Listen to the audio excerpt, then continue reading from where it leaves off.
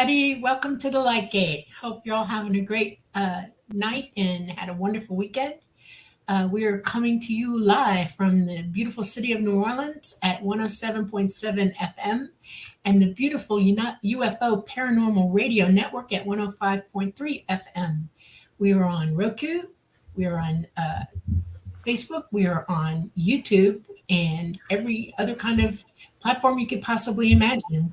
We have a great guest tonight. You've seen her in chat in some of our other shows recently, and I'm going to hand it over to Preston. Thanks, Dolly. Yes, you are watching The Light Gate. This is episode 22. So exciting. I'm on a new computer, so I won't be freezing up like I have a couple of times. So that's good news. And yes, I'm Preston Dennett, your co-host, and my lovely co-host is, let's see if I can point the right direction, Dolly Saffron, contactee and experiencer. And yeah, we have a really cool show tonight, which I'll get to shortly. I just want to say hi to all you guys who showed up for our little show here. So thank you for that. Hi, Timothy Man. Awesome to see you here. Hi, Doxy. Oh, a super chat. Thanks so much, Doxy. Really appreciate that. Yeah, I'm eligible for super chats now. So if you want to support the show, that's always truly appreciated. Hello, Rad Peanut. Let's see, who else do we have here? Renee Cruz, Nancy Thames. Lots of familiar faces. Dana Matthews. Hello, Dana. Who else do we got here? Let's see. Namaste. Thank you so much for the super chat. That is very, very kind of you. Always appreciated. Hello, Angela. Who else do we got here? Chris. Raul Melendez. Wow, thanks, Raul. Super, super kind of you. I'm really humbled. I'm just amazed. That is so awesome. Thank you so much. Who else we have? Lala Bright. UFO, Gods, and Extraterrestrials is with us. And who else do we got here? Lots of familiar names. You guys are hot in chat tonight, aren't you? Wow. Okay. Well, I think I'm Louise. Yes, Louise. I'm going down here pretty fast, and I'm just going to, I think, get started. Janice Connett. Hello.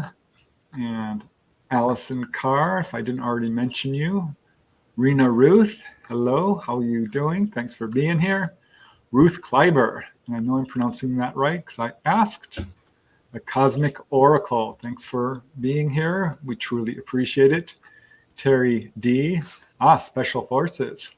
Can always use Special Forces. Thanks for being here. Hi, Lynn Smith. I'm so excited about tonight's show. Nautical Strings, Fun Talks TV. Adam Ward. Thank you very much. Let me just pop that up. Hi, Preston, all Preston's fans.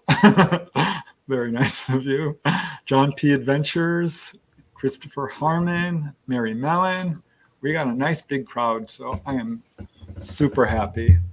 So yeah, I am really, really excited about today's guest. She's somebody I interviewed for my latest book, Humanoids and High Strangeness. She's got one of the most amazing contact stories I've ever heard. And tonight, on episode 22 of The Light Gate, we are welcoming artist and UFO experiencer Susan Ware. Now, Susan is the designer of fine fish and mermaid tail purses, SeaTreasure jewelry, and magical fairy houses. I've seen some of them. They're really cool. As a very young woman, she joined the United States Navy, had some interesting experiences there, to say the least. She is also a lifelong UFO and ET experiencer. And in fact, in September of 1978, Susan and her friend Karen went on a road trip across the United States from California all the way to the East Coast, North Carolina. And while crossing the deserts of Utah late at night, they had a missing time encounter on a desert highway that would alter the course of their lives. And after many years of keeping silent about it, Susan decided it was time to confront her past and explore her missing time encounter. And this happened through a fortuitous series of events. He decided to type in the word UFO on the computer, and guess what came up? John Yost's documentary, uh, Alien Abduction Answers, an award-winning documentary, by the way. So this began Susan's journey of self-discovery. She soon went under quantum hypnosis with Debz Shakti Buller, who's quite experienced with this. And Susan was able to recover what happened during her missing time on that amazing night in 1978. And yeah, Susan's story is one of the chapters in my book, Humanoids and High Strangeness, 20 True UFO Encounters. Her story has also been presented by MUFON State Director Earl Gray, who's actually, as you know, Dolly, a guest on this show. So you can look that up if you'd like. But this is Susan's first public appearance talking about her experiences. So let's give her a nice, warm welcome. She deserves it. She's one of my favorite people on this planet. I'm going to bring her in right now. There she is. Hi, Susan. Hi, so Susan. sweet, Kristen. Welcome to the Light Gate. I mean it. I mean, it was such a delight. You know, I interview a lot of people, and sometimes I just have so much fun talking to them. And you were right there on the top of the list. I think it's because we both giggle. Yeah. Maybe true. Yeah. I am a little giggly. I've been accused of that. But yeah, I mean, your story was so profound and touching and just amazing in so many different ways. And I think there's so many people out there having these kinds of experiences. So I know your story and going public is going to really affect a lot of people and I think help them. And it's just amazing to see how far you've come from not talking about this at all, really, to coming almost, I mean, full circle, like we've said. So this is super exciting. And yeah, I guess Earl Gray contacted you. Your story might actually be featured on TV. Is that right? Yeah. I'm not going to say the name of the show, but he said it was on a new series. So he talked about it. Kind of blew me away. I bet. Yeah. I mean, it's supposed to come out soon, like in a couple of weeks, I believe. Yeah, it was so funny because when we were doing the show with Earl Gray, you started talking about screen memories and up popped your case. I'm like, wait, I think I know that case. He mentioned the rabbit. He said the rabbits, and it was like, whoa, that's me. Yeah. Right. Okay, well, you've got a really amazing story, and there's all kinds of places we could start with. But I thought it would be fun to just start with how you grew up. And I know you joined the Navy at a very young age. I think that's such a cool story because not many people have the courage to do that, to just strike out on their own and move. Well, I always knew I was going to. I don't know why. I always knew I was going to. Oh, really? Yeah, always. So that was just something you just wanted to do from a very young age? Yeah, I don't know. It's funny. My favorite time with my dad was always watching like the Voyage to the Bottom of the Sea and McHale's Navy. McHale's Navy was it. Yeah. And it's funny because when I got to Hawaii, it was kind of like that. It was kind of like McHale's Navy. Serious, but it had its side fun and jokes. So did you have to go through all the basic training and stuff? Was that hard? Oh yeah, no, not it. I don't remember it being exceptionally hard. It was more physical, but still very mental. Didn't seem like any big deal. Well, you were pretty young. One of my friends from boot camp, I think, is in the chat room tonight. Her name is Timmy Shea, and I found her on Facebook this past year. And I was so happy to find her because she's the one I remember from boot camp. We were so much alike, and I had a lot of pictures I shared with her, and that was kind of cool that she found me. And I'm pretty sure she's in the chat tonight, or at least Wow. she's watching. Yeah, well, everyone's excited about seeing you. Here's Janice kind of says, welcome, Susan. Looking forward to hearing your Sweet. experiences. And here's Rad Peanut. Hi, Susan. I Glad to remember have you Rad here Peanut. tonight. So yeah, our chat is really friendly folks. So we're going to have a good time. Good. And if anyone acts up, I will boot them. So anyone Thanks. just giving you a warning. Yeah. No I'm just going to tell it misbehaving. just like it happened. I mean, Yep. there's only one way to tell it because there's only one way it happened. So Hawaii, what an awesome place to be stationed. I mean, Yeah, I was in Norfolk for the first 6 months. And after I got used to being away from home, which, is from North Carolina, not very far, I just in the middle of the night, one night when I was on duty, called my detailer and they said, well, we can send you to Hawaii. And I thought, what? Just like that? And three weeks later, I was there. And it's amazing. That's not necessarily, I saw a couple of things when we flew. And I remember the first time seeing something out the window and saying, what's that? And, everybody came over to the window and looked out. But as soon as I said, what is it? And it's like, oh, we don't talk about that. We don't talk about that at all. You don't talk to anybody about that. And I What got did you the see? finger in the face. It was an orange ball. Uh-huh. One time it was a dark gray ball, and one time it was an orange ball. One time it was between Hawaii and Kauai, and the other time, I think we were just out testing an engine, so we weren't very far. But I even asked somebody one time at the bowling alley, and they were like, we don't talk about that. And I thought, what is the deal? It has to be something if nobody's talking about it. Were you thinking? I mean, were you thinking it if was I've UFOs? seen it and only flown a few times, how could they not see it all the time?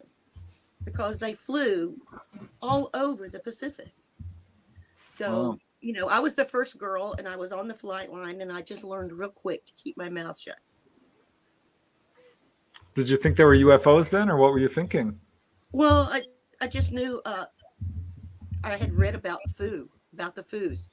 And that's really all that they called it back then, was the foos. Because somebody actually said, oh, the foos. Yeah, but we don't talk about that. So we didn't. But we are now.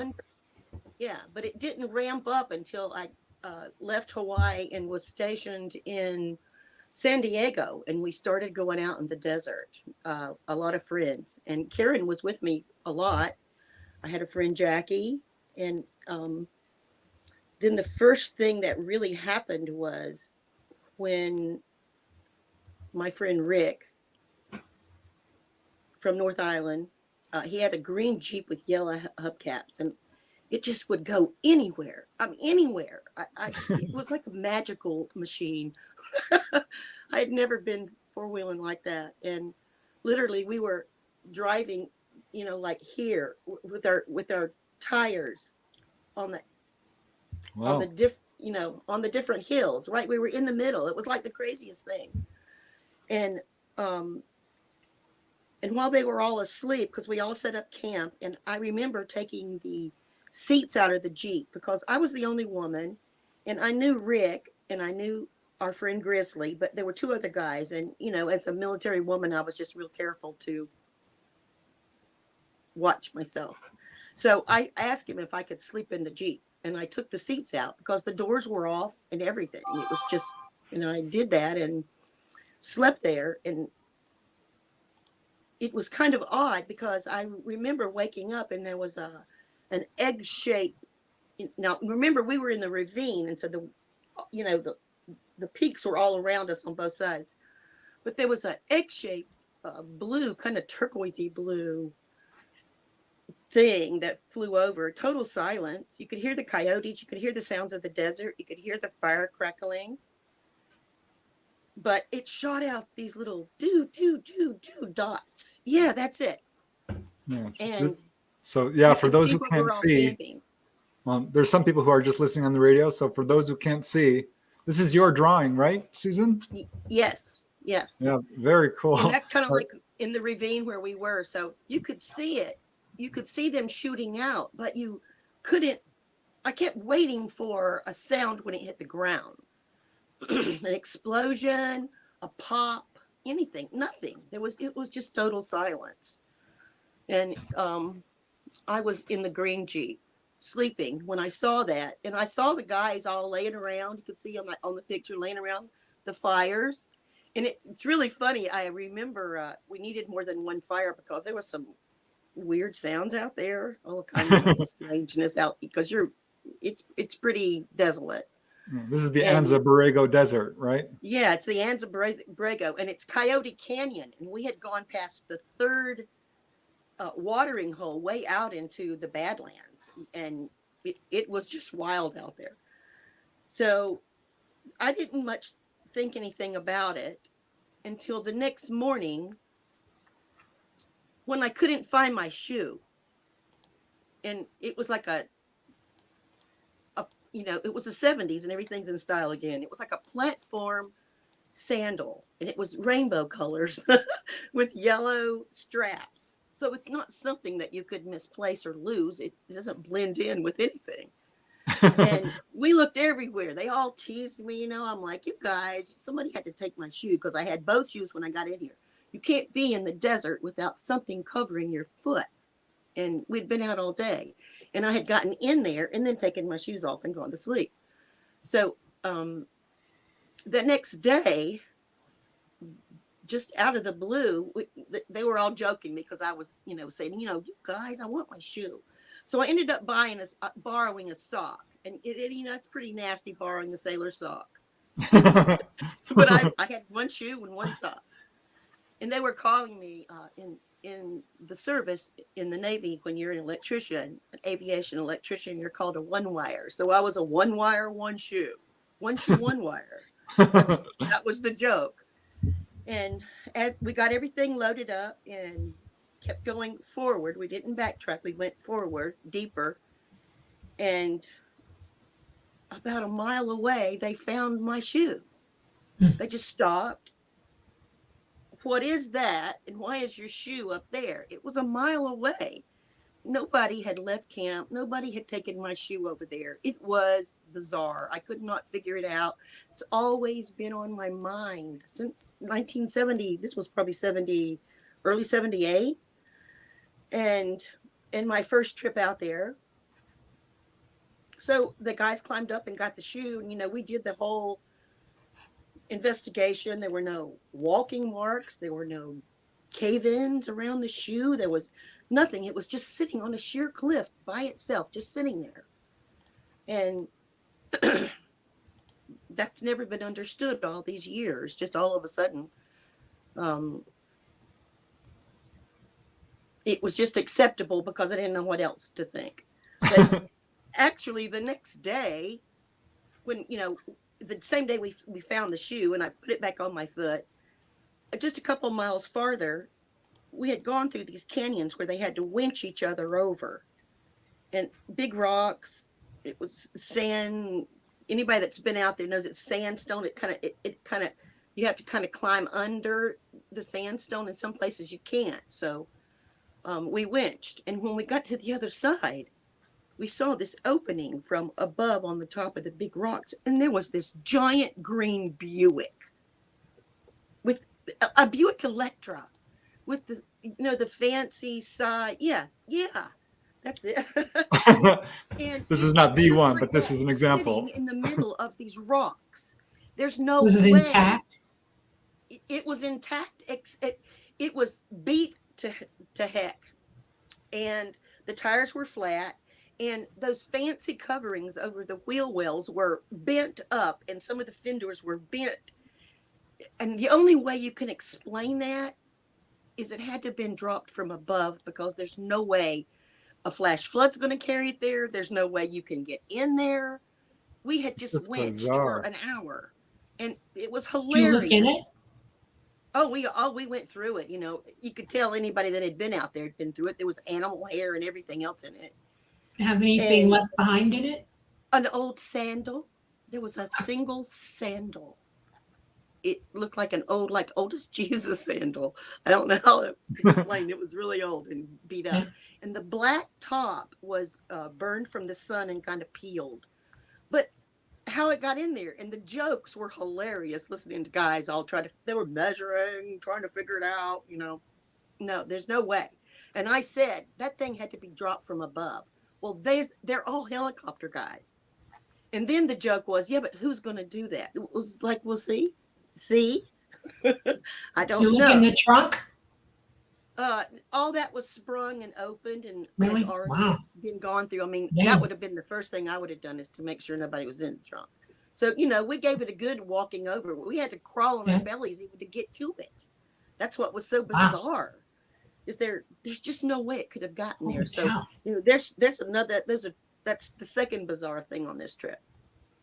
So we got back, and and a lot of it was just jokes about what had happened on the trip. And I had told all my girlfriends, we got to go. So on my 22nd birthday, we went back, and Jackie's truck kept having, it was really hot because it was in May on my birthday, and in the desert, it's already warm then. And I didn't know, but they had snuck a cooler out there with a whole fancy birthday cake. Oh. And then, you know, I would put a shelf in it and put all the food on top. So I had no idea. So after trying to nurse the truck for a while, I said, let's just camp here, you know, off the side of the road. And we saw water, a wet spot, and we started digging, and water started coming up. And so it was so hot, and it was so perfect, because it's almost like we manifested it. I don't know how it happened, but, you know, there's wells around there, and it's called Borrega Springs, you know, for a reason. Oh, happy birthday. Yeah.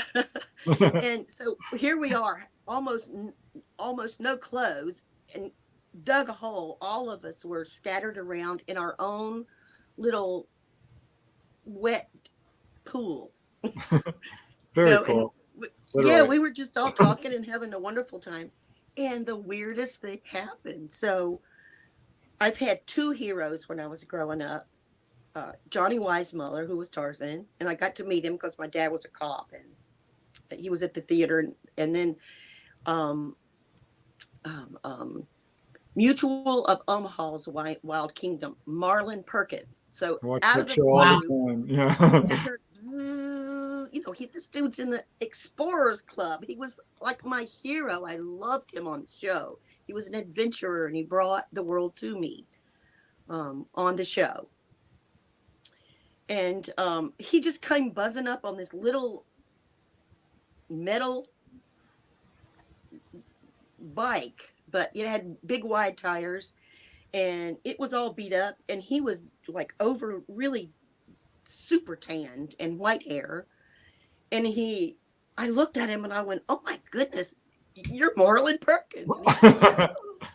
You know, I was like, how weird to find you here. And he said, how weird to find y'all here, half clad with a mouthful of cake, sitting in wet pools in the desert. Just, you know, it was kind of funny. And he said, can I take pictures? And we were like, yeah. So even to this day, I wonder if his widow has those pictures somewhere. I don't know. That would come under the definition of high strangeness. Yeah, Literally, it's the truth. Right? And that night was pretty strange too, because my friend Deborah from the service that I had met in Hawaii, we had met again in Chula Vista, and she had gone with us. And she was a clairvoyant and she was very magical. And she had actually had owl wings a long time ago, that she had done this and levitated me. So I knew that she had some kind of special gift I wasn't sure about, but it was her introduction to those things in Hawaii, because she was like the second or third woman in the squadron, that I'm pretty sure opened me up to the things that I already knew from a child when I had visitations. So I think it just started coming on strong then. And I didn't know anything about the shoe until after I had hypnosis. And at the end of the hypnosis, I saw it. And I screamed out on the videotape, there's my shoe. I saw it my foot.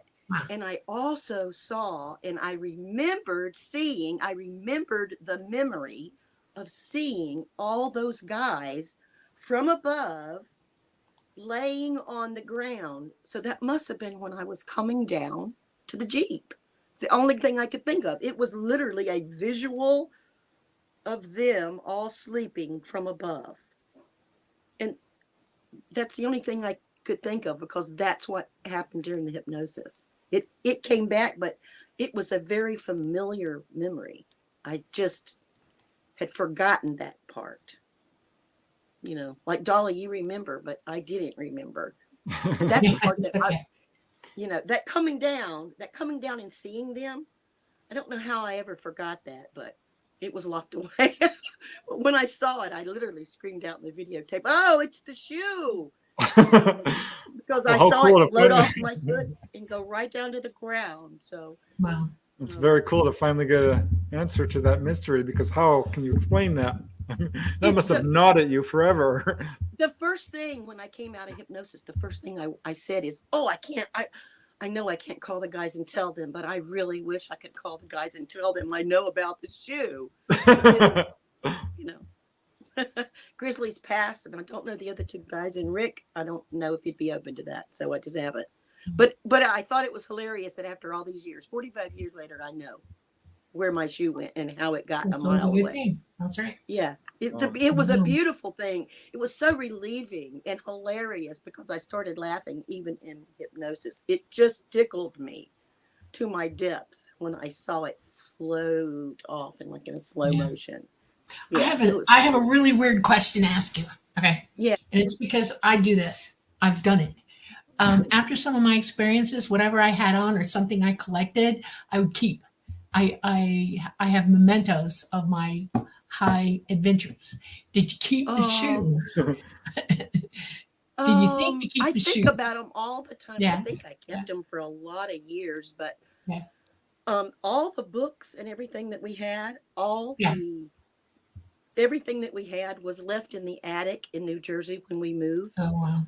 And we didn't remember to take the boxes out of the attic. And it was all of our military stuff, all of our trip stuff, things that were so precious. So That can happen. I wish we would have, but we moved like 29 times. So I guess that's not bad to just lose a few things. Yeah. Actually, yeah.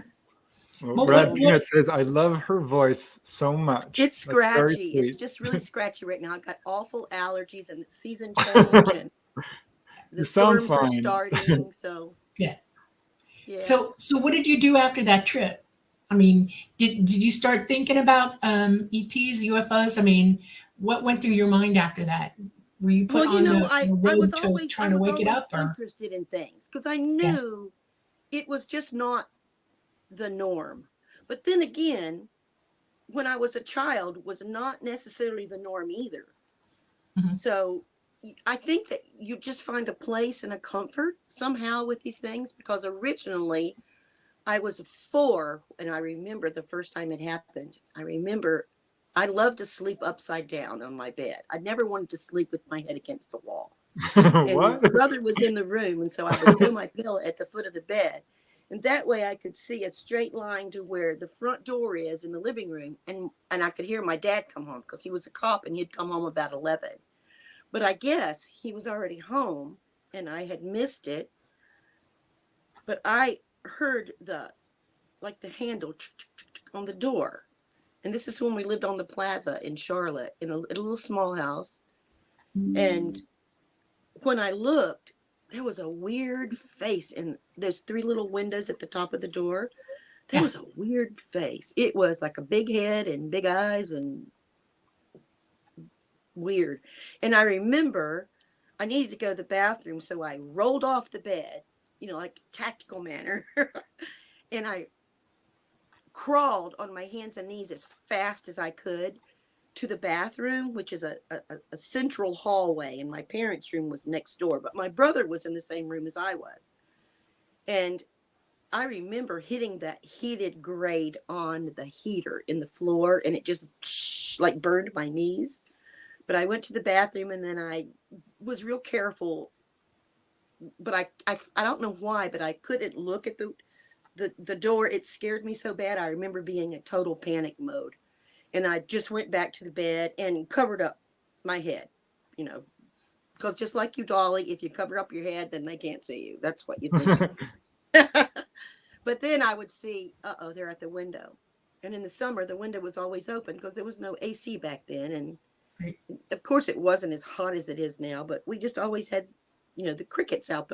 It was just a normal, that's what you did back then. And that was in the 60s. So. And isn't that the time you started to have weird dreams about, tanks and stuff? Yeah. Yes. I was having recurrent dreams that would show me tanks in the streets, like military tanks, and chaos and explosions and loud sirens, and it was so chaotic in my dreams. Sometimes I couldn't stand it, and it would flash like so it wasn't a regular dream. It was almost like a strobe kind of effect, and it bothered as a young me. kid. Yeah, and it even bothered me my whole life. I couldn't stand, even as a teenager, you go to parties and they got a strobe. It's like, oh, nope, no strobe for me. That just messed my mind up because it reminded me of those dreams. And that went on for years. And then we moved to another house on Vanderbrook, and all the windows were up at the top of the room. That there was nothing from the, in the middle of the room. It was all windows around the top. And it's the kind that you push out on a long stick and then you pull it back and lock it. And I would find myself sleepwalking in the yard, and in my little jammies, and I couldn't get back in unless the door was unlocked. And sometimes they would leave it unlocked. But I couldn't get in because the windows were way up off the ground. So, I remember seeing a small ladder, and one time I went up the tree, and it was between my house and Ginger's house next door. And that tree became very active. It's almost like I could feel a presence on that side of the house. But I'm sure that had something to do because the woods were in the back. We had woods in our backyard. I was really lucky as a child. We had woods in the back, and we had a creek. So a bridge Very under cool. the creek, we would always play, the trolls, and we always had really good clay, gray clay, and we would take it up under the house, and that was our little place. Everybody on the street, we were all really close, and we all hung out together. And there was, I think my friend Pam might be in the audience tonight, Pam Holtzclaw, and she remembers Bronco. So Bronco was a tree that was about this big around, and it was a dogwood tree. And when I first moved to that house and had not really met the friends yet, Bronco was like my best friend. And I don't know why, except he spoke to me. He was Wow. like a tree spirit. And it's the first time anything like that had ever happened to me. And I remember him, it was like, hey. And I was like, what? And he said, climb me. Climb me. And I That's thought, very okay. cool. And I remember coming home with major rash on my legs because I had on shorts and a little tiny top. My arms were all scarred up, right here, all scarred up. Like, what have you been doing? And I told my mom, I said, well, I've been climbing a tree. Why? And I said, because he said, climb me. And I thought I was going to get the soap in the mouth, like wash my mouth out. Yeah, it was like, oh, that's ridiculous. So we were allowed to have imagination, but that was a little more than imagination because this was a telepathic voice. It said, climb me. And it's funny because when I mentioned it to Pam, like a couple days ago, she said, you were the only one that could shimmy up that tree and then bring it down so that we could all jump on it. And what Bronco did was I would climb up and then I would hold like this with all my might. Because remember, I was only like 5 years old. and I would throw my little legs out, and the tree would bend and go right down, and all the kids would grab onto it. There she is. There's Pam. And would grab onto it, and we would jump, and it would almost like give us a throw, like throw you in the air and then bring you back down. So if it was one person at a time, it was always a blast. It was just so magical. Bronco was like my best friend, and then we met Pam and Sandra and Lynn and everybody else, and everybody used to come up there. And then it was like a year or two we had Bronco, and then I knew. Susan, wait, I have to just say, like, this is so amazing to me, because I don't know if you got a chance to read the whole book, but there was another lady in the book, Kelly, I think I called her, had amazing experience with the tree spirit. Really, and Dolly, really. I haven't gotten to that story, but I would love to talk to her, because and Dolly was all about it, climbing trees too. Yeah. I had never heard a voice in my head that was so profound. He said, "Climb me," and I was like, "What?" That's so cool, because contactees have this amazing connection to the natural world. Yeah. And it took a little while to me to figure out that, he was just like my best friend. I would grab my oatmeal in the morning and run out over the bridge, up the hill, to go sit with Bronco. And it's funny, because when I told Dad all about, told my daddy about Bronco, he made sure there was no poison ivy around there, because we were always coming home with poison ivy. He cleared all that around, because it was kind of like our fort. Yeah. But then the bad guy, Jerry Johnson, he moved in our neighborhood, and he was mean. And I'm sure it's because I'm sure it was a family thing, because I could just tell his parents weren't like all the other parents in the neighborhood. They were mean. And all of a sudden one day I went up there, and Jerry had an axe in his hand, and he had chopped Bronco down. I don't want to cry. And it put me in the fetal position for almost a week. Oh, I can't hardly talk about it. I can imagine. Yeah, it's Preston like a doesn't know this. I've never told him this. Okay, you're going to hear it tonight. I've named trees my whole life. And the last one I called him Howler, because somebody chopped him up. And he was just sort of like with no arms, just the stilts of his arms going up. And his maw was open, and he looked like he was howling up to the moon. Why? And I called him Howler. And I watched Howler stand there like that for about 5-6 years before he finally went down. And I mourned him so bad, I went and laid flowers down next to him. Yeah. It was on top of Stone Mountain. Yeah, not Stone Mountain. Excuse me, Pine Mountain. Yeah. I cried my eyeballs out. I know exactly how you feel. Just lost a friend. It was a deepness that at age 5 I had never felt. It was a loss of a good friend. He had a beating heart, as far as I am concerned. Yeah. And I remember Daddy just carrying me back and laying me on the sofa. And then he went down and talked to Jerry's parents, which didn't help anything, but they did. They moved out shortly after that. And the neighborhood came back to love again. But I do remember how it hurt. It was just like losing a brother or a sister, or it was so deep. And I couldn't tell anybody. He talked to me.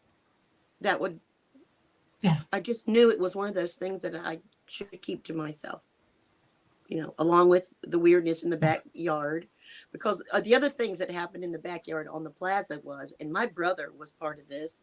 We had a rope swing, and one day we were standing there, we were walking out to it, and we just stopped, and the rope swing that usually just hangs down with the rope across, like this, with the rope across the bottom, the rope just went all by itself, and the board was up here, and the rope was curved.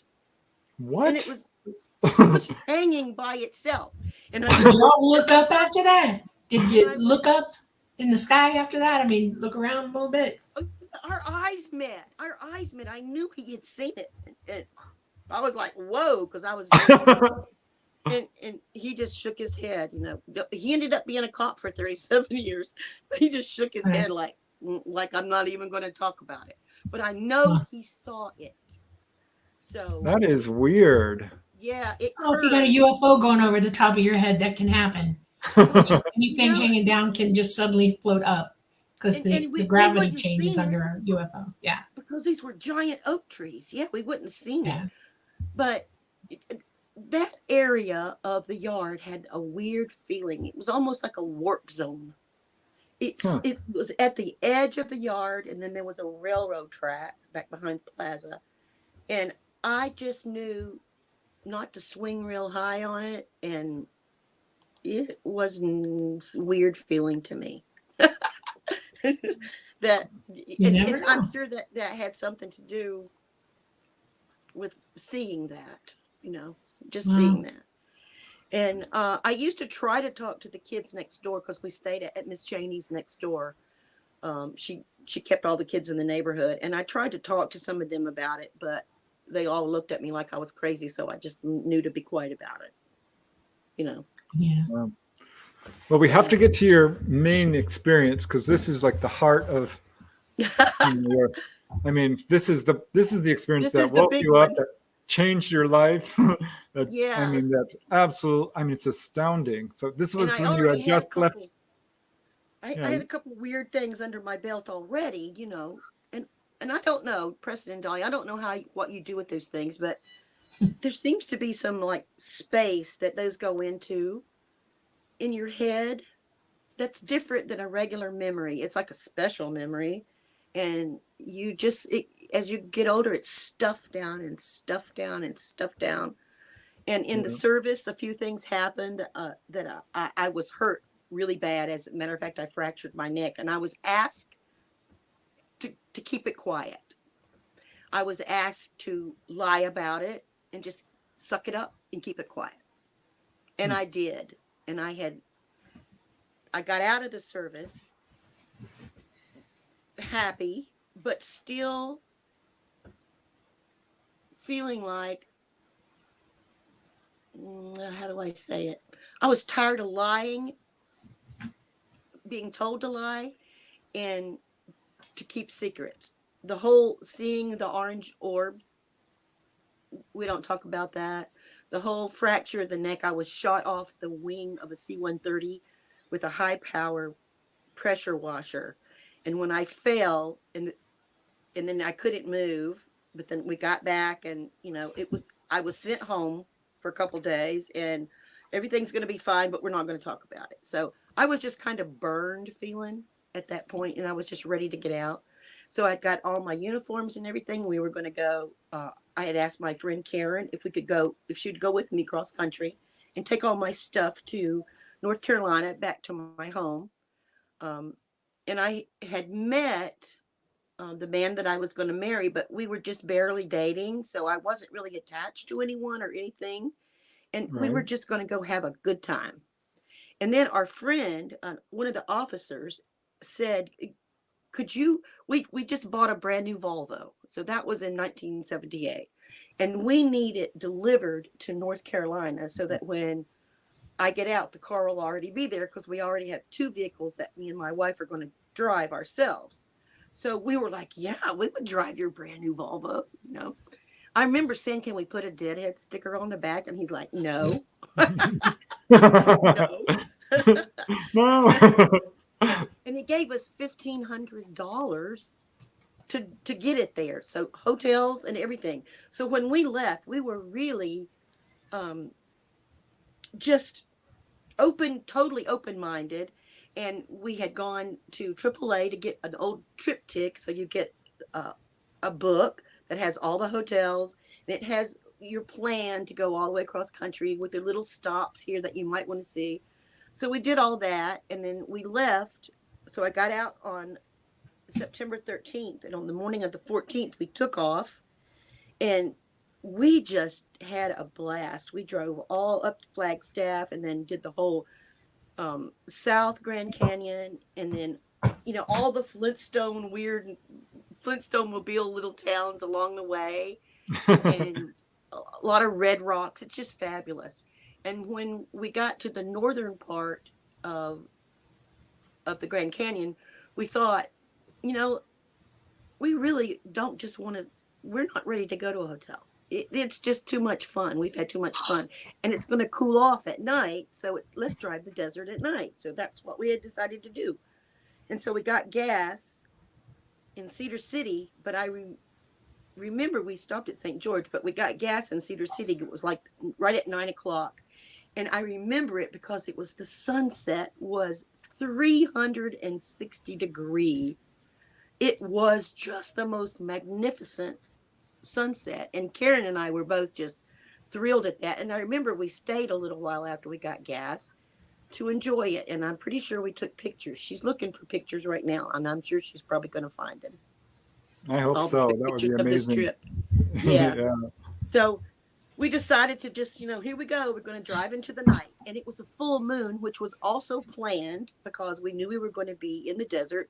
And of course, you want the full moon. And we weren't afraid of the desert because we had spent a lot of time there together. And she was a great traveler, so I didn't have to worry about that. And she didn't have to worry about me. We just got along, and we were just going to drive into the night. So when we left, I remember just a few miles. It's maybe 10 miles out of Cedar City, Utah. There's a town called Enoch, which I didn't even know what Enoch was then. I didn't know that was a name from the Bible and the whole story, all of that. I didn't know any of that. Which I is just so remember the name, Enoch. And then all of a sudden, the moon came up to the east over the mountains. So we were headed 15 north, and back then it wasn't 4 lanes, it was just 2. And so on both sides of us there were mountains, so we were in the ravine like this, and the road was all windy going down. I think there's probably a picture, but I guess we'll get to that. So we're just driving, and it's like, oh my God, the moon is just beautiful. So it got, if you're measuring it when you're looking at it, it's like 2 inches. It had come up over the mountains, and it was just so bright. And Karen and I, the adventurous self, we said, let's turn the lights off and drive for a little while. So we turned the lights off, and then, wow, it's really bright out here. Turn them back on and turn them off and turn them on. So not paying attention that we were really, a lot of flashing going on, but there was no cars out there. It was completely quiet. And I think back then people didn't do so much business driving. So about 5 o'clock, 6 o'clock, the hotels got full, and we were just by ourselves on the highway. And then all of a sudden I noticed, and it's the weirdest feeling. I can feel it in me right now. It's like, wait a minute, the moon just came up. So where is it? And I remember Karen looking up, she was looking up. And it was so disturbing to me because all of a sudden it wasn't just the moon that was gone. It was the stars too. And it became unusually black. But our headlights, you could focus very well in front of us. And then all of a sudden, Karen came to a stop. And I remember I had just said, oh, here's something else. About 10 minutes before that, I was telling Karen stories about Rick and I and something we had seen, these weird jackrabbits. And they're kind of like, if you've ever seen a road runner, when it crosses the road, it's just, it's gone. You don't see the body really. But that's what I had seen, the jackrabbits. And I had told Karen about that. So when you put all this together, we're blinking our lights, driving down, and I'm talking about jackrabbits. Oh, I'd love to see some of those jackrabbits. And then I told her about it. And then the blackness starts. So all of a sudden, the car comes to a stop, and we weren't thinking, because at that point, something else had started taking over. Because we opened our doors, and we got out and walked around to the front of the car with the headlights on. Now remember, it's pitch dark. The stars have disappeared and the moon had disappeared. And I remember reaching over and holding Karen's hand for a moment. And the reason she stopped is because there were giant jackrabbits in the road, about 30 of them, 3, just like that, 3 or 4 feet tall, just scattered. And it was so weird because we knew it was strange, but we were we weren't in our right presence. There was just something that wasn't right. And as we look at them, all of a sudden there's a split second that now, and the music was going really loud in the car. We were listening to Steely Dan, Katie lied, Dr. Wu, and it was blasting. So all the blasting was coming out. We got the light. It's the only reality that we have. And then all of a sudden, kaboom, the lights went out on the car stopped, the music went silent, and these white, huge, the whitest white I have ever seen, came over us. Oh, I'm having trouble swallowing. Came over us, and it was in a circle all around the jackrabbits and us and the car. And at that split second, the jackrabbits all turned around just like this at the same time. They all went and looked at us, and they weren't jackrabbits. They were gray aliens, and I couldn't say that for years. Karen finally was the first one to say, were they gray aliens? And I finally were like, yes, I can say it. And that was just last year. That was this year that I've just been able to say that. When they turned around, their eyes were gigantic. And when I screamed, where is the moon and the stars? They were in the eyes of those aliens. The moon and the stars were in those gigantic eyes. And they all moved so weird in slow motion, very weird. And then we woke up in a diner in Colorado, just like that. And Wow. our heads were down. My mouth got real dry talking like this. This is the first time I've ever really said it like that. Yeah. Except to Karen.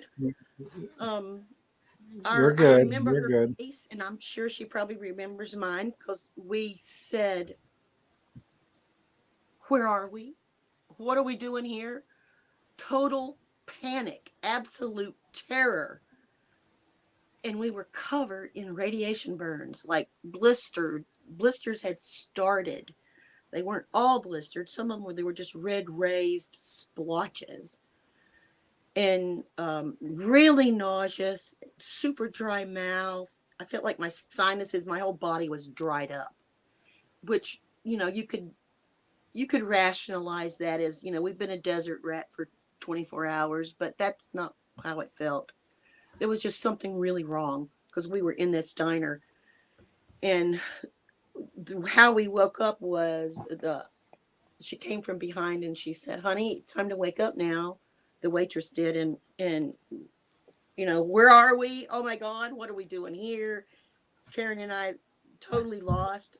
We just had a weird expression. I don't even know if I could ever even know that expression. It was scared. It was lost. I wounded. It was like everything all at once. And I said, what time is it? And she said 6:28 a.m. And the clock was on the wall, and the sun was coming up, and our car was parked in the front of this diner, out the big windows where we could see it. And I said, how long have we been here? And she said, 10 or 15 minutes. Can I get you anything? And we're like, Dr. Pepper, soda, water, everything. And the problem was that we couldn't talk about it. It was so odd looking at her, 2 feet away, and we couldn't speak of it. It's like the words, something stopped it between your brain and your mouth, but the terror was in your heart, and your body was encapsulated with pure sheer terror. I don't know how else to say it. But we couldn't try to talk, and when we did try to talk, it would come out like this. It would just stop. It's like I have never felt that block before. I've heard this from other people. Yeah, one guy that was the terrorizing part, was the block. It's catatonia. You're in static catatonia at that point. We told that explains that. That's exactly how it felt. But at the same time that I couldn't speak, I was having this this was the most terrorizing part. I remembered falling from the sky, and I fell for a long time. And I saw the curve of the earth, so I know this is not flat earth.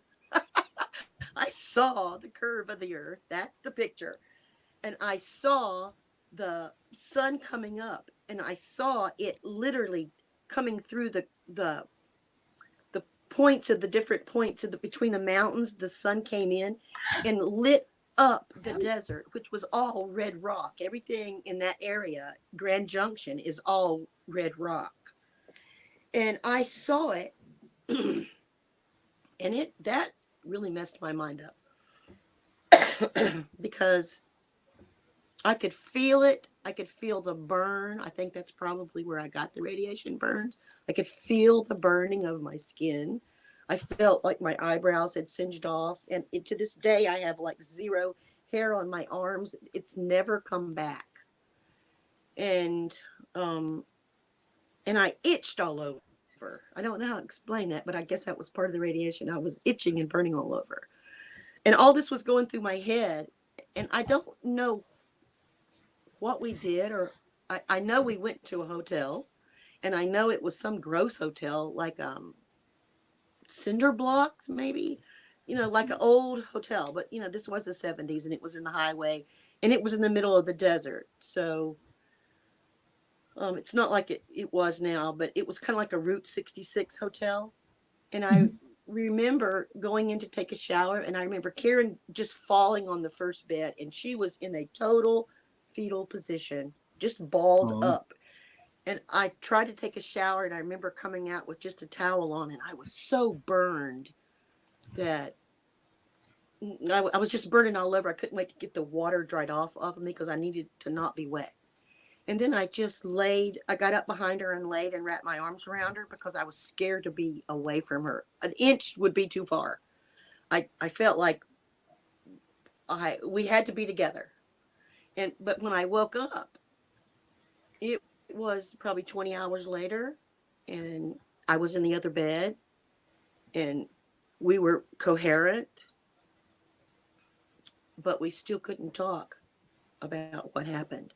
All we could say is, okay, so what's on the agenda today? And okay, we're going forward. And that's understandable. Looking at the books, and just trying to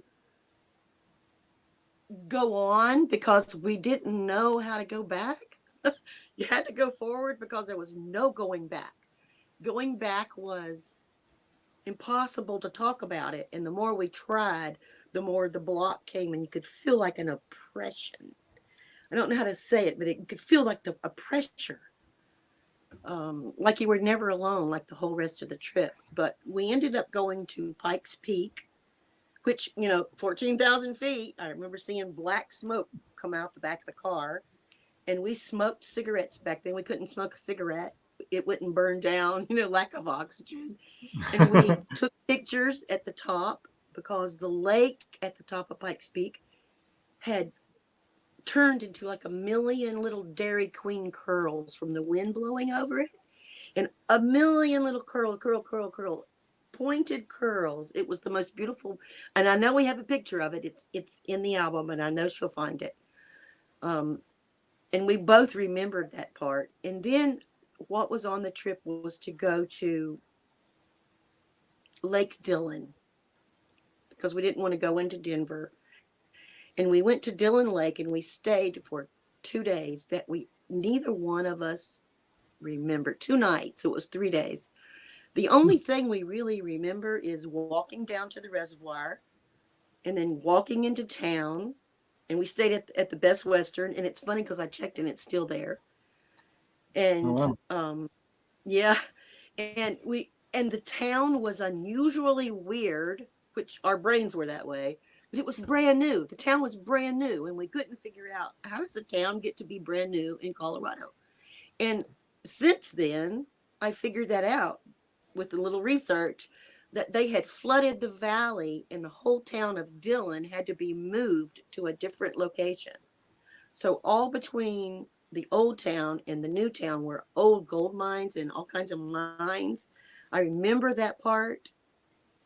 And I remember us trying to talk and have normal fun time, but that was really hard because we I were can imagine, yeah. sick. I was needing to puke and go to the bathroom like constantly. And here we're trying to travel, and we've got plans ahead of us that I was going to stop and talk to a friend in Denver, and I did not because I could not explain why we looked like this, burned, and why we were messed up in our mind. We just couldn't talk. We just couldn't have a normal conversation. Was this a vacation you were on? I mean, were you still in No, the it was just a military? trip across country. We had 30 days to get the car there, and she had almost, I think, close to 3 weeks off. So we were just taking our time and really no schedule. And we were going to stop and see Rick, from the Navy. Karen and Rick had started dating, so we were going to Indiana and spend some time with his family on the farm, and then go to see our friends from Imperial Beach that were our neighbors, Will and Julie, and they were up in Chicago, north of Chicago. And I remember going into Wisconsin and picking up some cheese, and you could tell we weren't thinking right because we were going to take some cheese back to Rick's mom.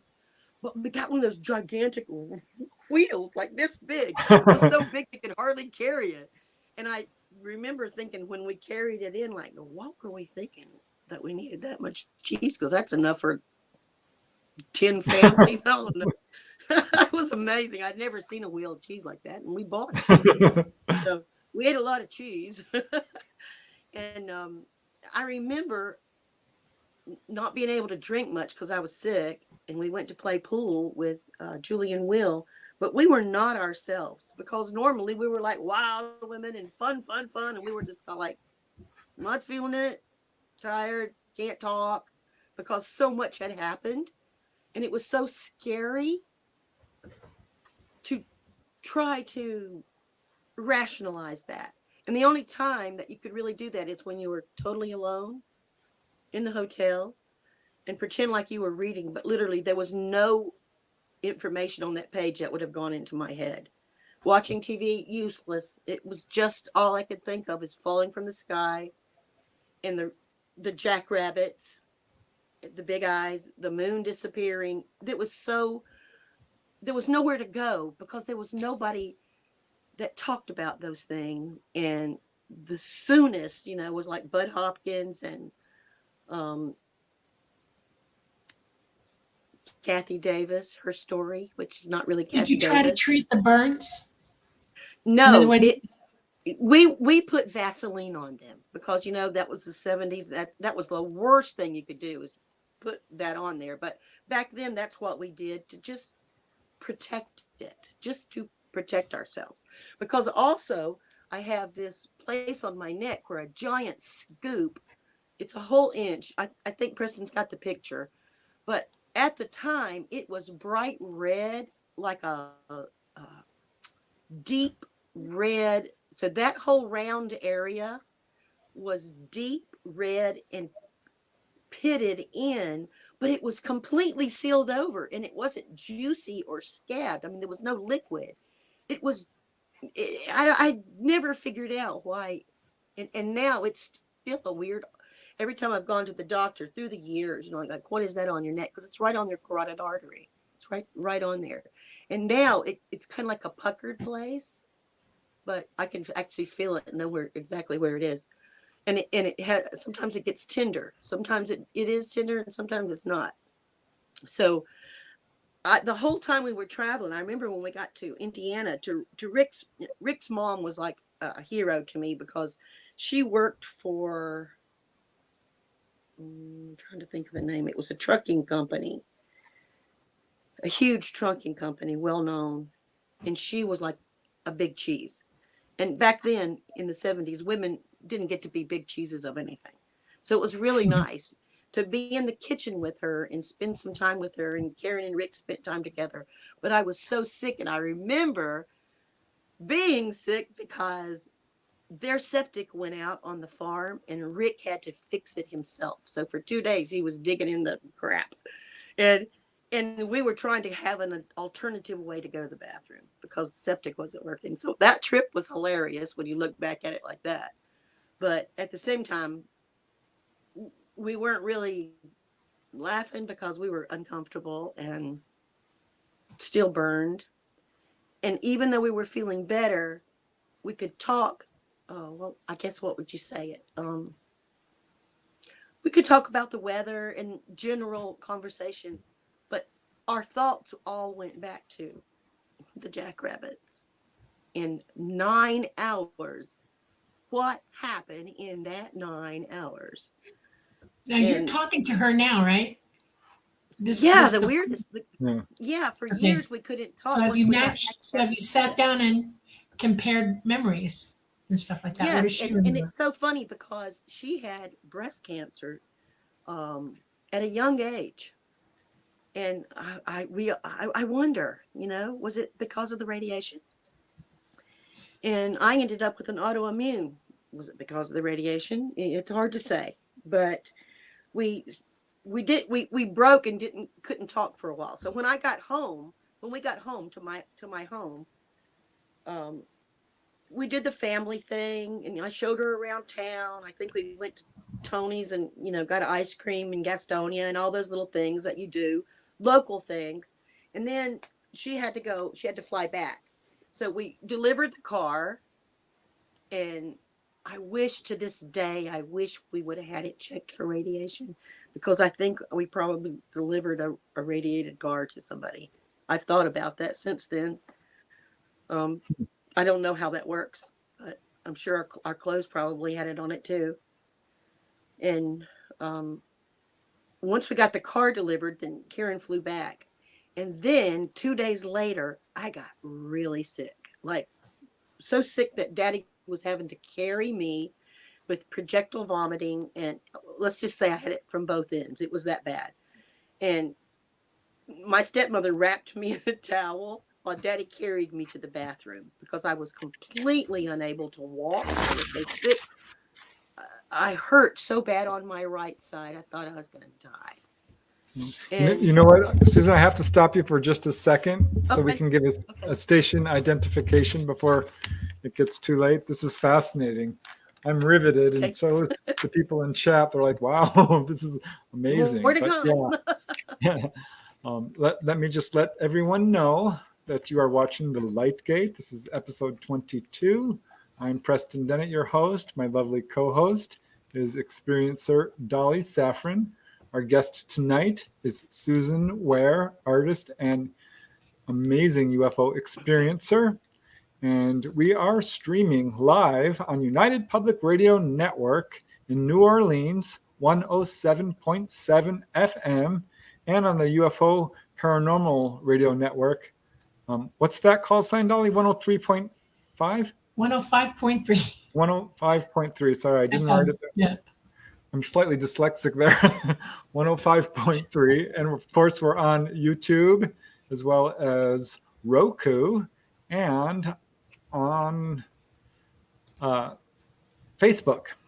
So, thanks for the super chat, Michelle De Roche. I love you so much. Yeah, that's awesome. Very cool. So those are the thank you, everyone. 107.7 United Public Radio Network, New Orleans. All right, those are the call signs I needed to shout out for the wonderful people who are giving us this platform. And didn't mean to interrupt you, Susan, but I had to get that out of the way. It's important. Okay. And here, I just want to bring this up because I keep flashing this, and I want people to know what we're looking at here. This is the route you were taking through the Utah desert from Cedar City to Grand Junction, Colorado. Yep. So this is where your experience happened, and this is 337 miles, and you actually looked on the mileage on your car, right? Yeah, that's the weird thing. It was the next day at that hotel before we left that we noticed that when we got back in the car and we were writing down the numbers, we still had gas in the tank. And we didn't have that 335 miles on the odometer. So that tells me the car had to be taken with us, and it had to be laid down there. That's why I had asked the waitress, did you see us pull in? And she said, no, I just looked up and you were there. So Oh, it's like, I still wish I would have known. And they didn't have cameras like they do now, or that would have been the first thing I did to see, you know, did I come out of the sky or did we drive up or what? Because she did say Karen was driving. And I do have a memory before the hypnosis of exiting the car and standing. And then Karen and I looked across the street to this giant red rock that was different than all the others. It was a single, you know, the red big mesa, all by itself, was across the street out the diner. There you go. yeah. So this could be the actual diner. This might You're not, be it. Yeah, yeah, we you're found not two sure. that, and the investigator, Ron Benaziak from MUFON, actually called them and talked to them, and there was two choices, and one of them had been there since well before 1978. So that it's possible. We're still trying to figure it out, but the decor inside, they said for both of them was the red. And that's what we remember. Everything was red, you know, the red booth and everything. And the pictures we found were pretty much it. So, Yeah, I think you sent me that too. So, yeah. oh, there it is. So that would be amazing. So Yeah, if you weird could. because, yeah, that's it. Boy, that just like, whew, that kind of creepy. Yeah, I can When you think imagine. about it. Because I remember Karen's face. Just, we were like deer in the headlights. There was just no emotion. It was so deep and so terrifying that there were no words, you know. So Karen flew back, you know, and then I got sick. And what happened with that is I got real emotional when I was sick, and I think my fever was so high I started telling Daddy what happened. And when I started telling my dad what had happened, I remember his face like, uh-oh, she's losing it, you know. And he went, because you could do this back then, he went down to the drugstore in town to Uncle Jim, and he brought home some phenobarbital, which I don't even know what that is. I didn't even know what that was. And It's I an took 2 antipsychotic phenobarbital. drug. Yeah. And it Yeah. put me completely asleep for about 38 to 40 hours. Yeah. I think I was in a coma. And during that time, I remember processing everything that had happened. And I must have been doing this the whole time because I'm arguing with it. Nope, that's impossible. Nope, that's impossible. So in all the delirium of the fever and all, when I woke up, Daddy and Sandy were sitting beside me, and they're like, hey, we're so glad you're back. And, you know, I didn't know how long I had been asleep, but I wasn't hurting and I wasn't sick. I drank a whole lot, and I remember just laying on the sofa, watching TV for about 2 or 3 days. And I didn't talk about what had happened, but I figured my daddy knew because I had told him, and I remember little pieces of telling him the story. And I know that he just couldn't understand because I've got the burns on me. I got the marks on me. On my back, I have 3 marks that look like giant exploded blood vessels. One here, one here, one here.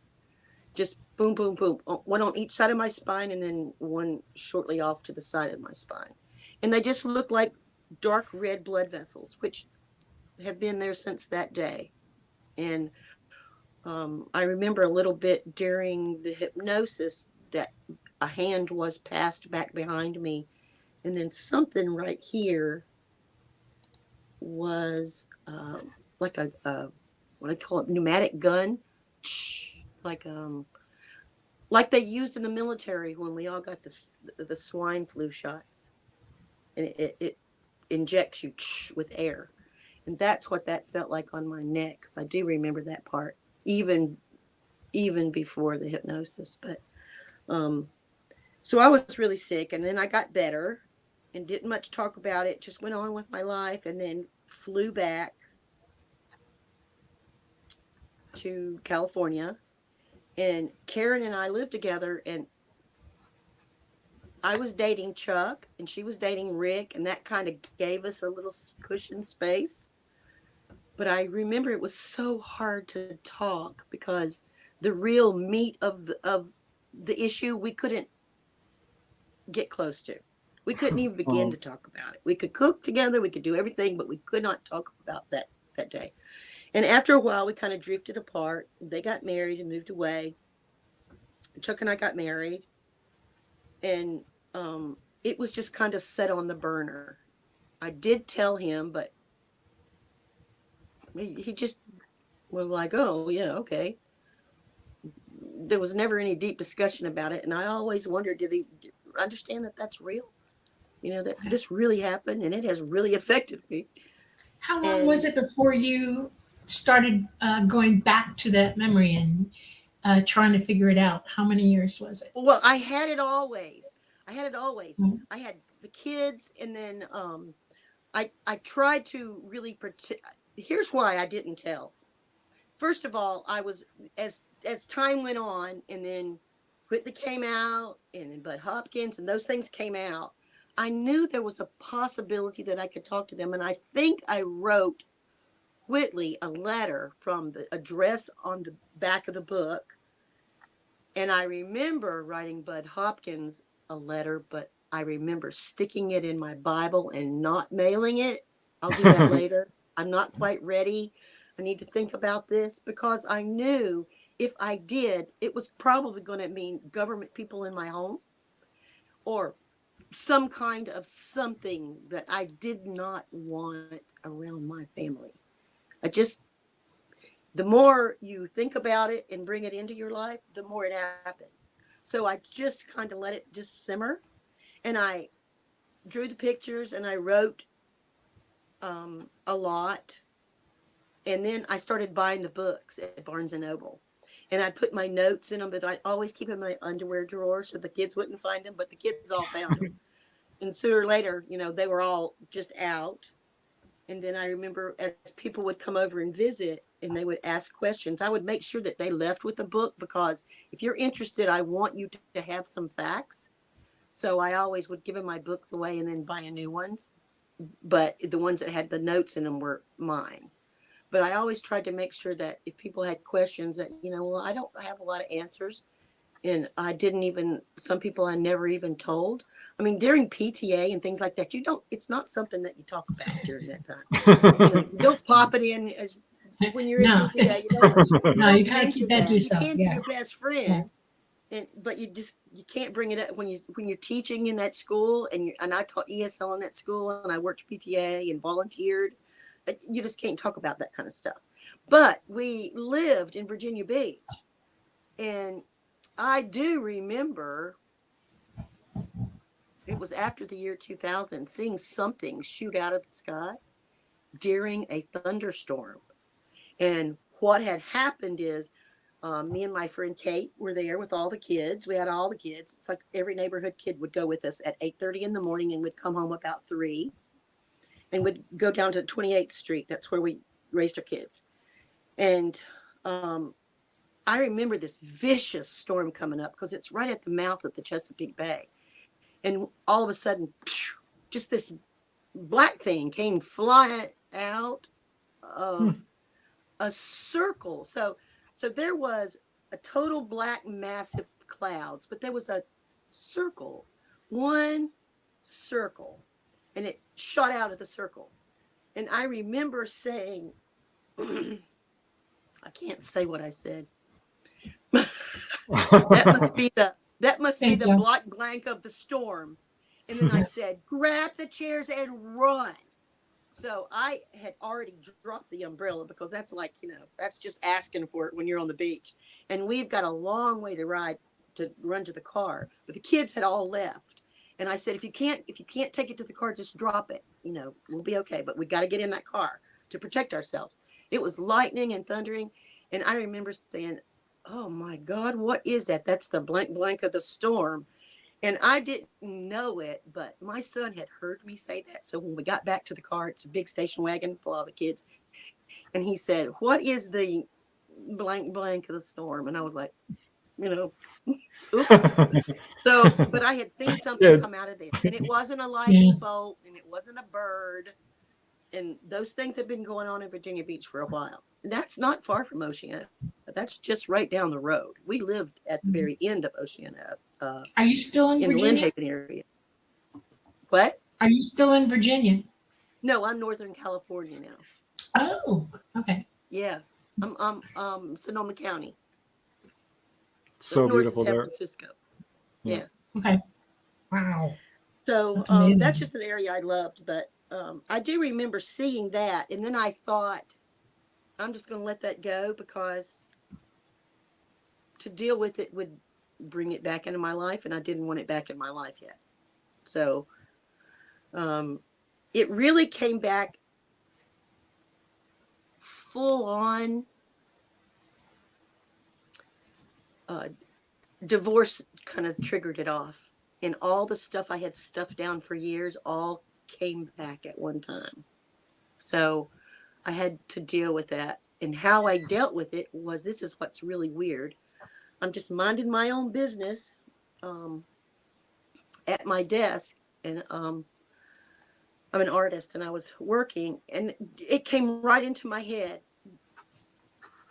Go type in UFO on your iPad. And so I walked over here and typed it in, and it came up, John Yost's movie. Alien Abduction Alien Answers. Abduction Answers. It was so weird. It just popped up on the screen, and I thought, oh, that's weird. Okay. But I can't wait to see it, because I've always been drawn to watch those things. My husband and my household watched everything weird too. But yet, if I tried to talk about it, they'd go, oh, that's Mom's world, Susan's world. That's what they would call it. Or they would just poo-poo it off. And I don't know if it's because they were uncomfortable, or they just really didn't want to talk about it, or they didn't believe it. I'm just not quite sure, because I never forced it on them. But then this came up, and I watched it. Well, put it this way. I sat in my chair, the same chair I'm just like I am right now, and I turned it on, and in the first 17 seconds, I just melted into a pile of tears, out of my chair, onto my bed, fetal position, first 17 seconds. And all he said was, the government's known about this for a long time, and that he was tired of lying about it. And boy, all that 4-letter word just came flying up out of me. Yeah. It was all the terror, everything. So I watched the first 5 minutes, getting creeped out, hair on my body standing up, feeling nauseous. Blink, blink, blink, blink, memory. It was not comfortable. And then turned it off. A few minutes later, came back, turned it off. I had to process it and digest it for a while. And the day after, I have never, ever done this in my whole life. I am not a celebrity kind of person. Everybody's good at something and special at something. And so I've never really thought celebrities like celebrity. But I reached out to John on Facebook, and I said, help. I just watched your movie, and it triggered everything in me. And now I need help. And when you watch the movie, and everybody should watch this movie, and because it shows John just bears himself. There's more courage there than I think I've ever seen. He just bears his soul, and it is raw, because he was a child when this happened. And when he tells it, it gets so deep into me, because I feel like a vibration from the movie. It just completely encapsulated me. Mhm. So after I saw the movie, and I reached out to him, because I need some help like you got. And he sent me to the help, and that was Debz Shakti Buller. And I wrote her, and I guess John wrote her and told her what had happened. And then I made an appointment with her and went under hypnosis, and everything I had remembered. This is Debz right here. There's Yeah. Debz. Oh my God, she's the most incredible person. You can just feel the love around her. She just exudes love. So here's my regular memory of what's going on. And then when the hypnosis happens, it kind of blends. It's not like this. It's not this blending. It's this. It's kind of in and out. So all your conscious memory is there. And there was a lot more conscious memory under the hypnosis. And Debz didn't know. I mean, there's no way you can guide them because they don't know all of your story. What she did is we figured out a mode of transportation, and that is I'm going to ride in a bubble in my mind when she put me under, because I'm comfortable with that, and I've always done that in my dreams. I travel by bubble. It's my emergency. It's what I put around me when I have an emergency. I need to heal. It's always the bubble. So she put me in the bubble and then took me just, where do you want to go? I wanted to go to the highway. I wanted to go to where the doors were open on the car. I want to know why the heck we got out of the car and we didn't just like and plow through those rabbits, which I love animals, and Karen did too. But in today's world, I think we would have just gone zoom and flown by. But we were just not, we were taken over by something else already. And all I can say is I didn't see it, but I felt it, and it was huge, gigantic, because it blocked out all of the light from mountain to mountain, literally from side to side of the road, completely blacked out. And it had to be huge, So all of these memories came flooding back. And when I was under hypnosis, I remember, this is really weird. I remember, let's say everybody's probably done this, but if you're driving down the road and you got a child or a sack of groceries or a pet in the seat beside you, when you hit your brakes really quick, you throw your arm over naturally. I don't know if it's a mother thing, or I wasn't a mother then. It's just a natural thing to do to protect the person that you're with. Well, I remember grabbing Karen with my left arm and lunging towards her to hold her back. And the only reason I think I did that is because we were moving. We were lifting up. And that was my reaction to grab her as we lifted up. Now, I don't know anything about the car, but the car had to be lifted up too because the mileage was missing and the gas was still there. That is more bizarre than I can explain, or there's no reasoning for that. It is what it is. So I remember the entity beside me was still gray. It wasn't a rabbit. I kind of wish it was a jackrabbit, but it wasn't. And it was right beside me. And I remember I could not look at it in the eyes. It was no eye contact. I would look up a little bit and look down. And I remember that happening when I was young too. When I was real young, no looking in their face. And it's really weird. It seems to be a cultural thing. In Mexico, I noticed that a lot of the children look down all the time. They don't look up, they look down a lot. And I noticed that when I worked in Chula Vista, there was a lot of kids around the apartment complex, and they would always have their heads down. And I associated it with that when I would watch the children, and I would think, I wonder why their head's always down. And I wonder, because that's how I felt when I was young, and so I would watch them, and I would think about this as an adult. But when I was in the craft, I was on a table with my legs hanging, and I remember thinking, I really want to touch him. I really want to touch him. And he said, okay, you can touch me. But he didn't say it with his mouth. He said it in my head. Yeah, you can touch me. And I remember running my finger down his arm, which was really long and weird long fingers. And it felt like packing rubber, thin, and underneath was soft, but packing, not like our skin, more like a dolphin, but Yep. like that packing stuff that the long sheets of it that are about this thick. And Yep. then I remember pulling my finger away and thinking, ooh, and it said in my head, oh, it's not ooh, I'm just like you. You are just like me. Just like that. And I thought, that's, ugh. I remember being like, ugh. And then calming down. And then I remember being laid down, and I don't know what happened, but that pain in my right side, I remember something was going on in my right side. And I still don't know what yet. But that's what happened. So that was in 78. So here's the real grabber here. After I had my children, after Aaron was born, so that was in 1986.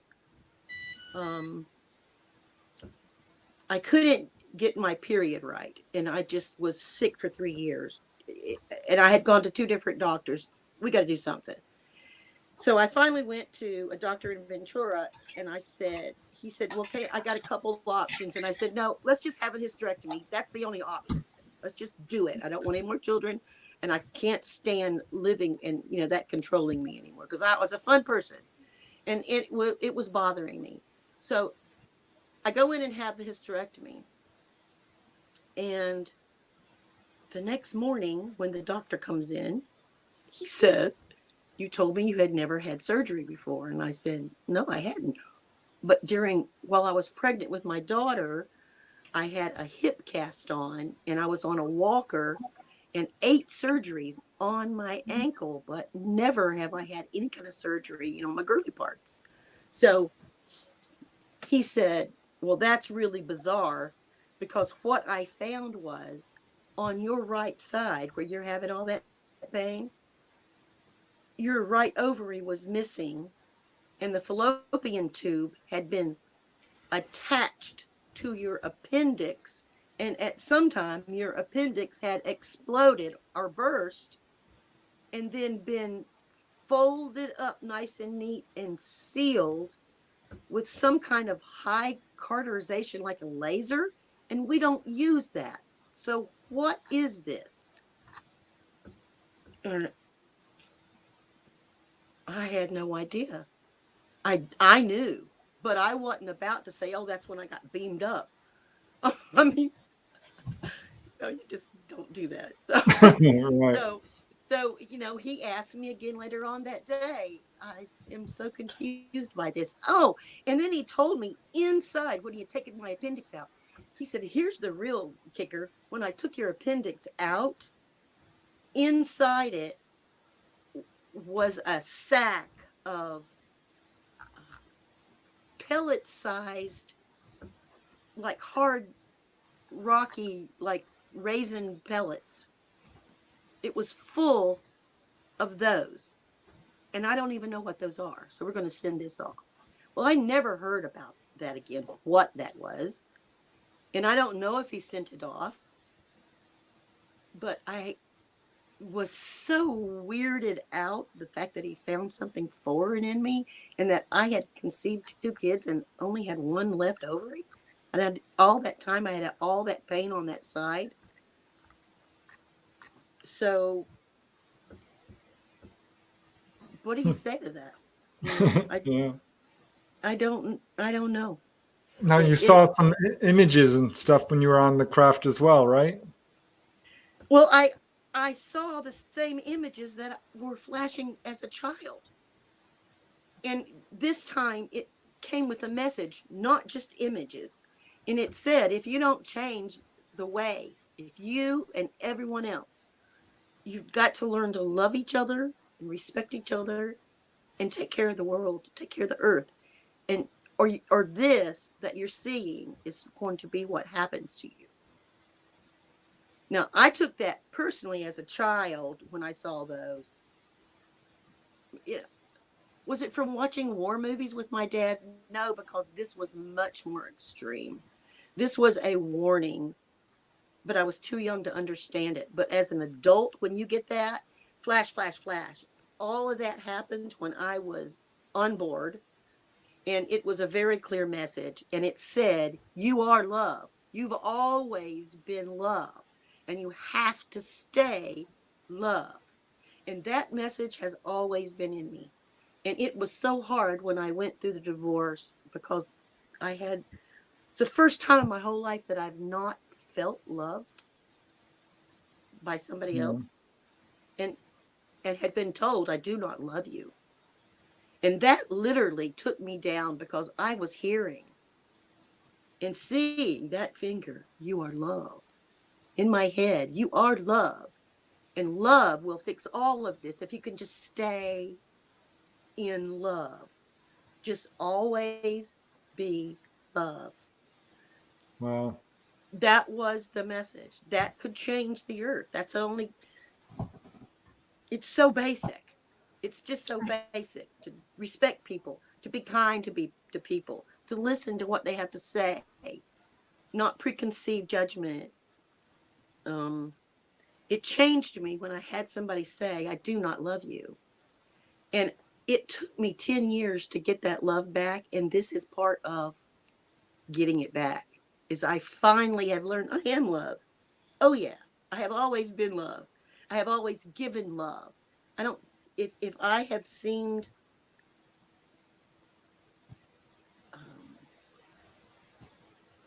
assertive, is that a good word for it?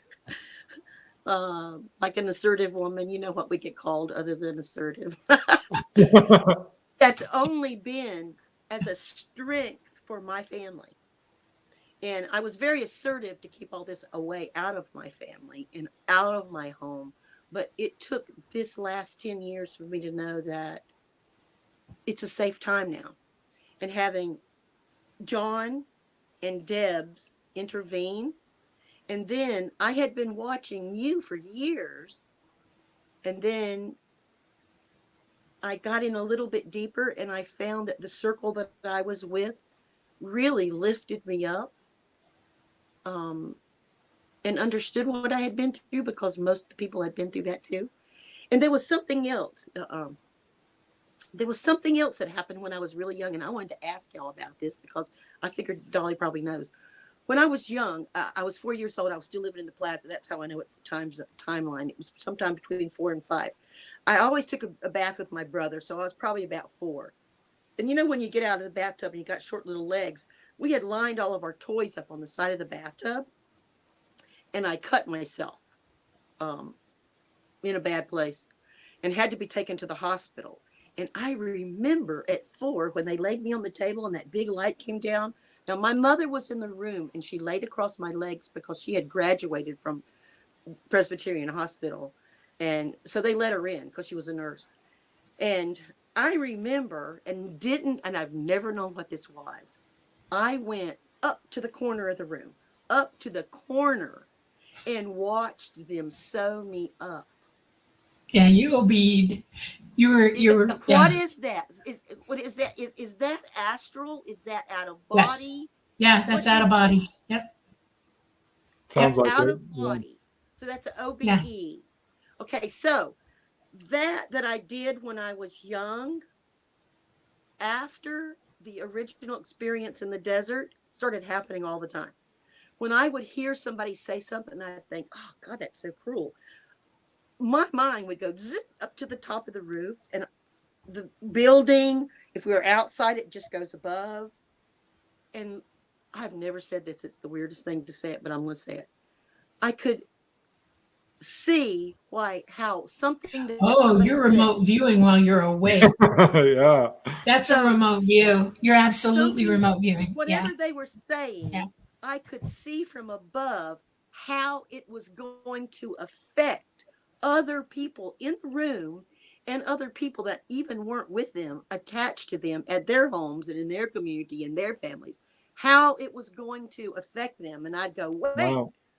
wait, you need to rethink that. And they'd go, what do you mean? And I'd say, well, think about it this way. What if blah, blah, blah. And then they'd go, oh, that's weird. And I think, Yeah. Okay, so just make your move.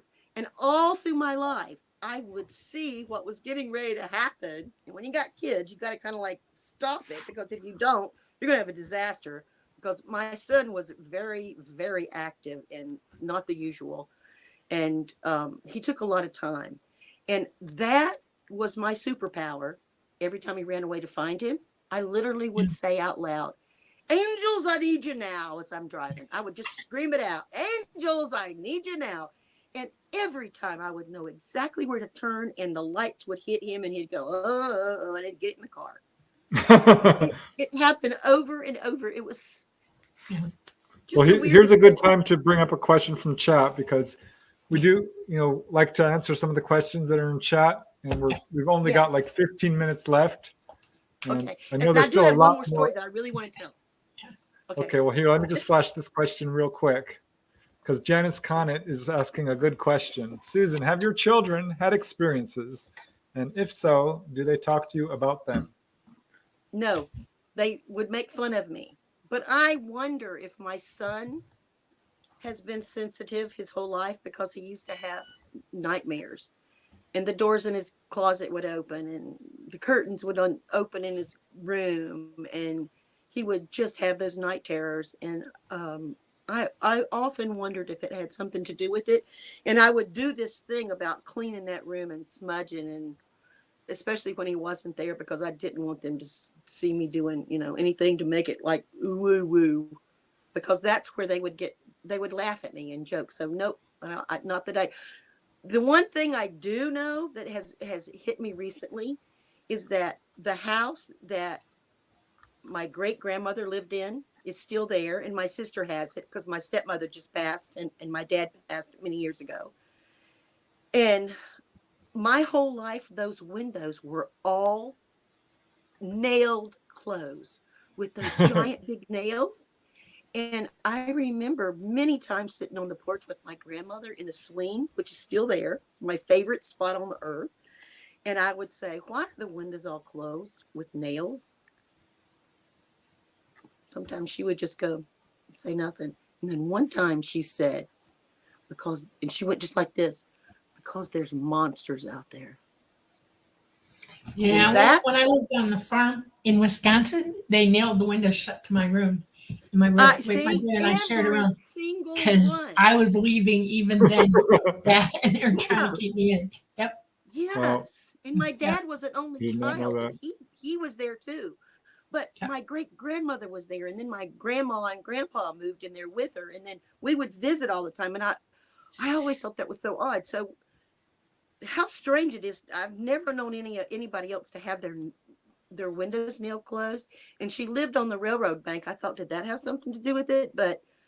And on a mill in a mill town. But I don't know. The only thing I could think of is how stand back as she was when I would ask, and she would get those big eyes and say, "There's monsters out there," and she would kind of whisper it.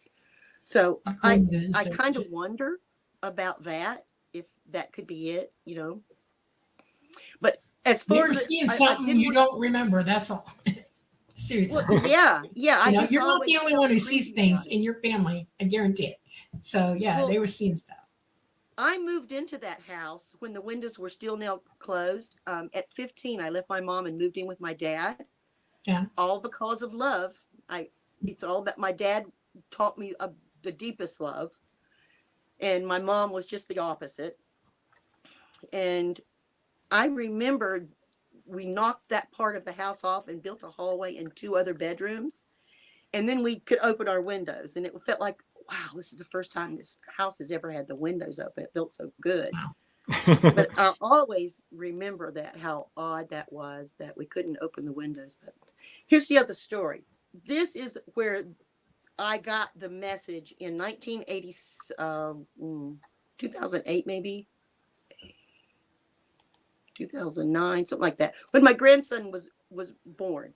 in Winchester, Virginia. We went through 22 hours of labor with my daughter. She was silent. I don't know how she did it. I'm not quite sure what all that was about. But the love was there. And I remember her saying, I can't believe you did this with a hip cast on, and delivered me with the hip cast on. And she thanked me. And I remember after 22 hours, she ended up having to have a C-section. And I went to right outside to the waiting room, which was packed with people. And they were all talking, and TV was going. And it was like, because I just need a little bit of quiet sometimes. So I found this little hallway where there was an elevator here and an elevator here. And right at the window between the two of them was a bush and 2 chairs. And so I sat down in that chair, and I pulled the bush over in front of me and turned around just to lean against the window and just have a little bit of quiet time, because I knew my grandson was being delivered. At that split moment when I just got quiet, a woman came up and sat in the other chair. She answered her phone and she screamed, "Oh my God, no." And I looked at her and my heart just seized, and she fell to her knees and she dropped the phone, and I fell to my knees and grabbed her and wrapped my arms around her. And I said, "What happened?" And she said, my grandchild was supposed to be born today, but they can't find a heartbeat. And she just had a stillbirth. And we held each other and rocked, sitting in the floor at the hospital. And at that same time, Joshua from the back, Ashley's husband, brought me a picture from Polaroid of my grandson. And that was behind her back that I took it, and I looked at it, and I just broke down. The beauty and the terror of it all at one time. And I heard in my mind, just be love. Just be love. So about 20 minutes later, we finally let go of each other. And she said, "I don't even know your name." And I said, "It doesn't matter." And she said, "Why are you here? You're like an angel. How did you've just helped me so much." And when she said, "Why are you here?" I just went, and I showed her the picture of my newborn grandson. And then for another 20 minutes, we hugged in the hallway. And then we stood up and we hugged again, and we kissed each other, and we left. And I think that's probably one of the most profound moments in my life, when I know that if everybody dug that deep, and if things like that happened to people and they paid attention, it would change the world. That would change the world. I've never had a connection with anyone like that. And a stranger that I'd still to this day do not know her name. But it was her worst nightmare and my finest moment that I had my grandson. And turning that picture around to her, she just looked deep into it, and I could see that she wanted to be excited for me. And for a moment she was. And 2 women, I tell you, there is nothing more powerful. Nothing. When you put that love together. So I just wanted to make sure that I told y'all that, because it's those moments that if you pay attention, you can change the whole world. And had I not had whatever that was since I was age 4, I'm not sure I'd have it, because my mother was kind of the opposite of that, but my dad was huge love. And those profound things come to you for a purpose. I was there at that exact moment for a purpose. And I was pretty old then, That's so weird that I wish things like that happened in your 20s, and we could get a grasp on that when we're younger and then hang on to that our whole lives. It would change the world in good ways. Amazing. So, yeah, you've had a lot of amazing experiences. We didn't even get into the Bigfoot encounter you had, which is also... Yeah. That was near Julian. And it was so simple. I sat up at night. I could see the fire flickering.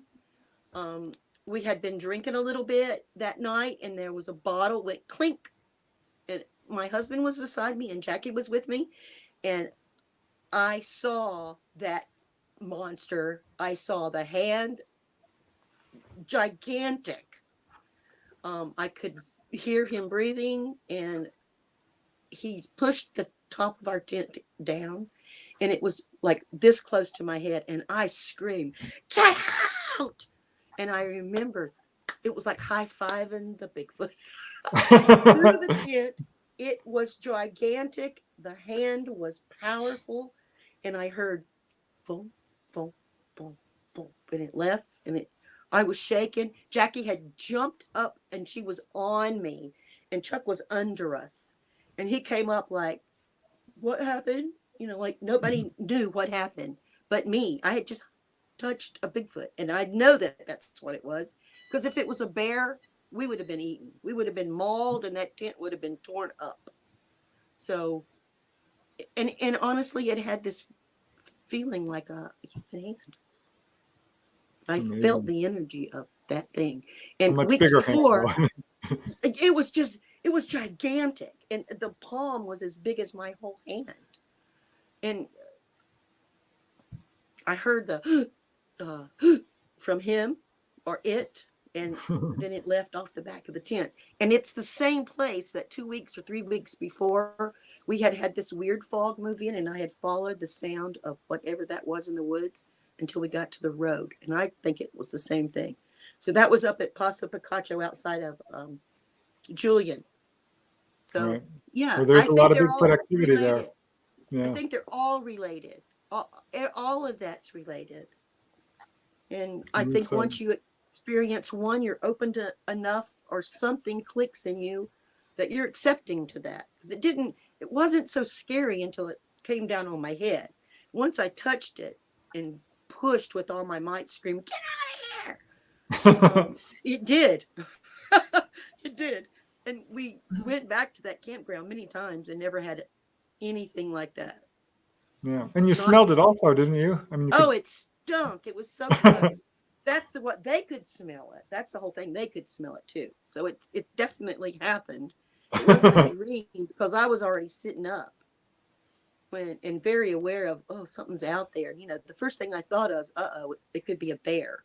And we were very prepared that we didn't have anything in the tent with us, and everything was locked in the car. But that doesn't always stop them from coming in anyway. So. Yeah. Well, there's another guy in the book who also had a Bigfoot encounter.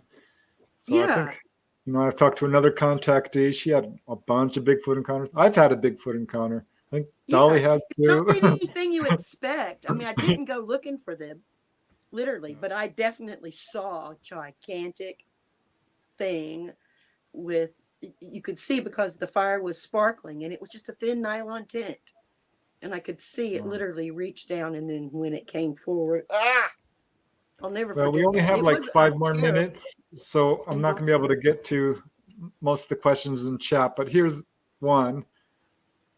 Allison is asking, did you do a few other hypnosis sessions? So is this just one session? I only had one. I had one. We had 4 hours together. We talked for about 2, and I was under for 2 hours, I think, and 38 minutes. And it felt like 10 minutes. I even went to the bathroom. I remember running to the bathroom and feeling like I was walking on a cloud. It was weird. It was the strangest feeling. But the conscious memories and the hypnosis memories are completely different. It's when you tell the story that they blend a little bit, just a little bit, because most of it was conscious memory. I wish I remembered more, but I think it's enough.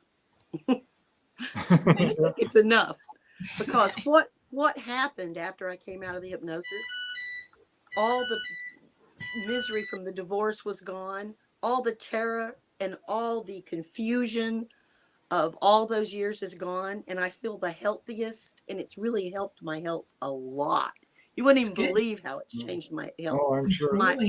I want to show people some of your art too before because you're really talented, and it's really cool. These little fairy houses I have you built. another one. I have this I one. like those. That's Oh. cool. And here's These another. are my fairy houses. They keep me entertained. Oh, and there's the book your story is in. Yeah, and how this happened is I just checked it out really. I checked Preston out really good, and then I just contacted him on Facebook, and I said, "Can we talk?" And then we did for hours, and it's been pretty amazing. It's been full circle. I'm full circle with this, and I'm so glad. This is a dream come true right now. Y'all are all living my dream with me. That I can do this. Don't have to worry about my family. If somebody wants to come to my home and ask me questions, I'm okay with that. Just, Well, you know, I'm so honored that you it feels chose good. our show Yes. do your first Absolutely. public appearance. And yeah, I'm honored that you shared your story with me and so many other people. I'm sure it's going to help. And your Yeah. case is getting a Absolutely. lot of attention and might even appear on TV. It's awesome Yep. just to Yeah, see how far you know, you've come. It's pretty weird when Earl said he was going to do that. I thought, wow, this is a little bigger than I thought. But at this point, You said it's coming out in the next few weeks.